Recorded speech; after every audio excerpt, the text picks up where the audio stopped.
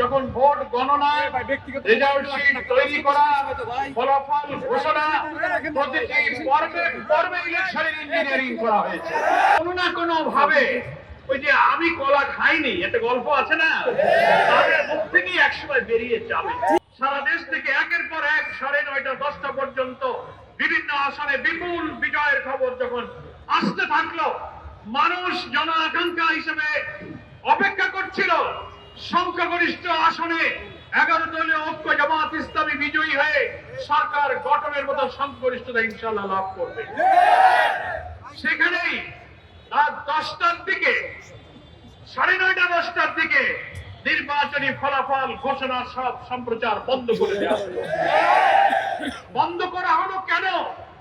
দীর্ঘ সময় বন্ধ করে দিয়ে এর মাঝখানে কি ইঞ্জিনিয়ারিং কি রহস্য তৈরি করা হয়েছে, আর জামাত ইসলামী 11 দলীয় ঐক্যের বিজয়ের খবর আর আসে না। অল্প অল্প ভোটের ব্যবধানে তাদেরকে পরাজিত দেখানো হতে লাগলো। এটা বড় ইঞ্জিনিয়ারিং। সাংবাদিকরা প্রশ্ন করেছিলেন আমাদের আমিনে জামাত, আজকে জাতীয় সংসদের বিরোধী দলীয় নেতা ডক্টর শফিকুর রহমান এমপির কাছে যে আপনারা যে ইলেকশন ইঞ্জিনিয়ারিং এর কথা বলেন, কারা ইঞ্জিনিয়ারিং করেছিল? আমিনে জামাত জবাব দিয়েছিলেন বিদেশি সাংবাদিককে। সরাসরি প্রমাণ ছাড়া তো তার জবাব দেওয়া কঠিন।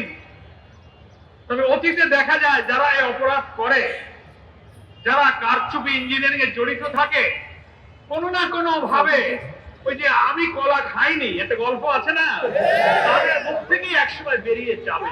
ত্রয়োদশ জাতীয় সংসদ নির্বাচন দৃশ্যত সারাদিন ভোটাররা উৎসব মুখর পরিবেশেই তারা ভোট কেন্দ্রে গিয়েছেন এবং ভোট দেওয়ার চেষ্টা করেছেন। সেটার জন্য আমরা ধন্যবাদ জানিয়েছি নির্বাচন কমিশন এবং তৎকালীন অন্তর্বর্তীকালীন সরকারকে। কিন্তু দুঃখ, বেদনা এবং রহস্যের জন্ম দিয়েছে ভোট গ্রহণ পর্ব শেষ হওয়ার পর যখন ভোট গণনায় রেজাল্ট শিট তৈরি করা, ফলাফল ঘোষণা, প্রতিটি পর্বে পর্বে ইলেকশনের ইঞ্জিনিয়ারিং করা হয়েছে।